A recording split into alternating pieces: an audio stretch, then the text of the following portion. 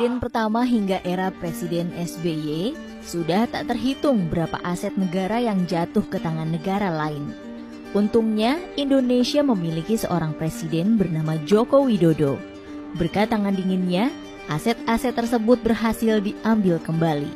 Jokowi membuktikan kapasitasnya sebagai pemimpin negara, padahal sebelumnya banyak yang meragukan kemampuannya. Lalu, apa saja aset negara yang berhasil direbut Indonesia era Presiden Jokowi?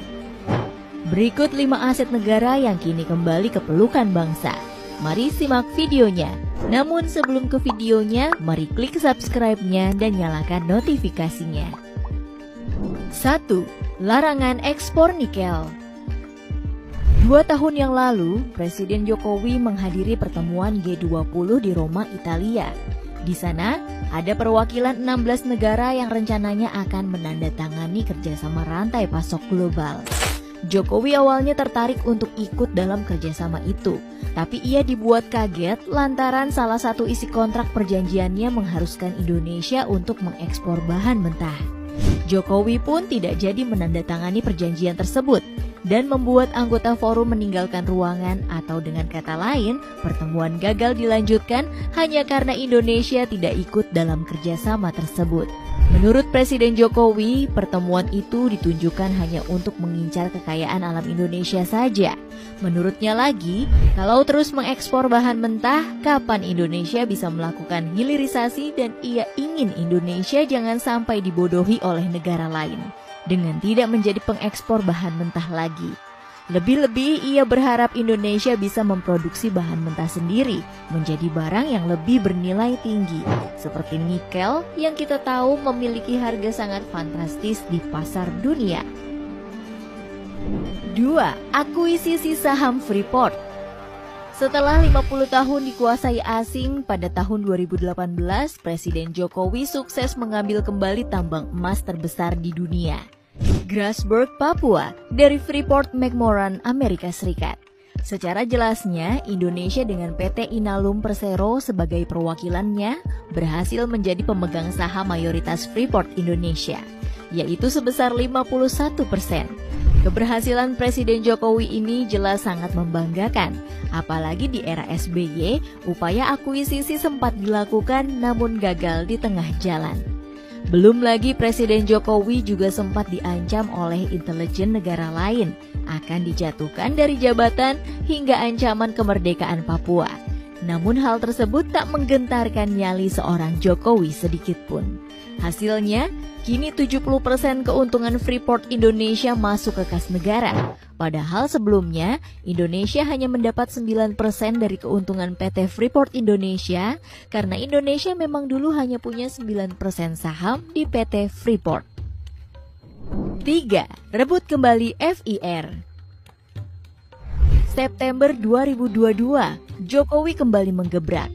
Ia mengumumkan pengambil alihan kontrol ruang udara atau Flight Information Region atau FIR di atas Kepulauan Riau dan Natuna dari Singapura usai melakukan kesepakatan dengan Perdana Menteri Singapura Lee Hsien Loong. Secara otomatis area FIR Indonesia yang dihandle Jakarta menjadi semakin luas hingga 249.575 km persegi. Menurut Menko Bidang Maritim dan Investasi Luhut Binsar Panjaitan, tujuan utama pengambil alihan FIR agar memperlihatkan bahwa Indonesia sebagai negara yang berdaulat dan bisa mengelola wilayahnya sendiri. Selain itu, Presiden Jokowi juga menyebut pengambil alihan FIR ini bisa menambah pendapatan negara, bukan pajak, untuk modernisasi peralatan navigasi penerbangan dan pengembangan SDM tanah air. 4. Pengambil alihan Blok Mahakam. Terletak di Kalimantan Timur, blok migas ini merupakan salah satu yang terbesar di Indonesia. Tak heran jika Presiden Jokowi begitu getol ingin mengambil kembali harta karun milik bangsa ini. Usaha pemerintah Indonesia ternyata tak sia-sia. Pada awal tahun 2018, Total Exploration and Production Indonesia atau TEPI asal Perancis dan Inpex Corporation dari Jepang yang berkuasa selama 50 tahun akhirnya menyerahkan pengelolaan Blok Mahakam ke tangan Pertamina. Sebagai informasi, Blok Mahakam sendiri saat itu merupakan blok produksi gas bumi terbesar di Indonesia yang berkontribusi 13% dari produksi gas nasional. Sementara itu, dengan pengambil alihan ini secara ekonomi, jelas sangat berdampak positif bagi pendapatan negara. Adapun di sisi sosial, pengambil alihan ini membuktikan Indonesia bisa lepas dari jeratan negara lain yang selama ini mengeruk habis kekayaan alam Indonesia. 5. Kuasai Blok Rokan. Setelah mengakuisisi Blok Mahakam, di tahun 2018, Indonesia kembali merebut Blok Rokan yang merupakan blok penghasil migas terbesar di Indonesia. Blok Rokan akhirnya dikelola oleh Pertamina mulai tahun 2021 sampai 2041. Hal itu berkat proposal yang diajukan Pertamina kepada pemerintah Indonesia lebih baik dari Chevron, perusahaan tambang Amerika Serikat. Chevron yang telah berkuasa di sini selama 50 tahun lamanya. Salah satu isi proposalnya ialah memberikan keuntungan kepada negara sekitar 57 miliar US dollar atau setara 825 triliun rupiah selama 20 tahun ke depan. Bagi Pertamina, pengambil alihan ini secara langsung membuat mereka menguasai 60% produksi migas nasional pada tahun 2021. Di sisi lain, pengambil alihan kembali Blok Rokan ini bisa meningkatkan ketahanan energi nasional, efisiensi produksi migas, hingga menghemat devisa. Tak bisa disangkal, tanpa jasa Presiden Jokowi, mungkin aset tadi akan habis dimakan pihak asing. Di sisi lain, jika aset-aset di atas tadi sudah menjadi milik Indonesia sejak dulu kala, mungkin saat ini Indonesia dari Chevron, perusahaan tambang Amerika Serikat. Chevron yang telah berkuasa di sini selama 50 tahun lamanya. Salah satu isi proposalnya ialah memberikan keuntungan kepada negara sekitar 57 miliar US dollar atau setara 825 triliun rupiah selama 20 tahun ke depan. Bagi Pertamina, pengambil alihan ini secara langsung membuat mereka menguasai 60% produksi migas nasional pada tahun 2021. Di sisi lain, pengambil alihan kembali Blok Rokan ini bisa meningkatkan ketahanan energi nasional, efisiensi produksi migas, hingga menghemat devisa. Tak bisa disangkal, tanpa jasa Presiden Jokowi, mungkin aset tadi akan habis dimakan pihak asing. Di sisi lain, jika aset-aset di atas tadi sudah menjadi milik Indonesia sejak dulu kala, mungkin saat ini Presiden Jokowi begitu getol ingin mengambil kembali harta karun milik bangsa ini. Usaha pemerintah Indonesia ternyata tak sia-sia. Pada awal tahun 2018, Total Exploration and Production Indonesia atau TEPI asal Perancis dan Intex Corporation dari Jepang yang berkuasa selama 50 tahun akhirnya menyerahkan pengelolaan Blok Mahakam ke tangan Pertamina.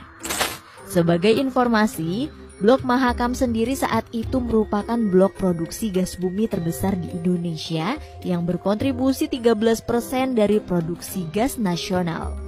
Sementara itu, dengan pengambil alihan ini secara ekonomi, jelas sangat berdampak positif bagi pendapatan negara. Adapun di sisi sosial, pengambil alihan ini membuktikan Indonesia bisa lepas dari jeratan negara lain yang selama ini mengeruk habis kekayaan alam Indonesia. 5. Kuasai Blok Rokan. Setelah mengakuisisi Blok Mahakam, di tahun 2018, Indonesia kembali merebut Blok Rokan yang merupakan blok penghasil migas terbesar di Indonesia. Blok Rokan akhirnya dikelola oleh Pertamina mulai tahun 2021 sampai 2041. Hal itu berkat proposal yang diajukan Pertamina kepada pemerintah Indonesia lebih baik dari Chevron, perusahaan tambang Amerika Serikat. Chevron yang telah berkuasa di sini selama 50 tahun lamanya. Salah satu isi proposalnya ialah memberikan keuntungan kepada negara sekitar 57 miliar US dollar atau setara 825 triliun rupiah selama 20 tahun ke depan. Bagi Pertamina, pengambil alihan ini secara langsung membuat mereka menguasai 60% produksi migas nasional pada tahun 2021. Di sisi lain, pengambil alihan kembali Blok Rokan ini bisa meningkatkan ketahanan energi nasional, efisiensi produksi migas, hingga menghemat devisa. Tak bisa disangkal, tanpa jasa Presiden Jokowi, mungkin aset tadi akan habis dimakan pihak asing. Di sisi lain, jika aset-aset di atas tadi sudah menjadi milik Indonesia sejak dulu kala, mungkin saat ini Indonesia sudah menjadi negara maju.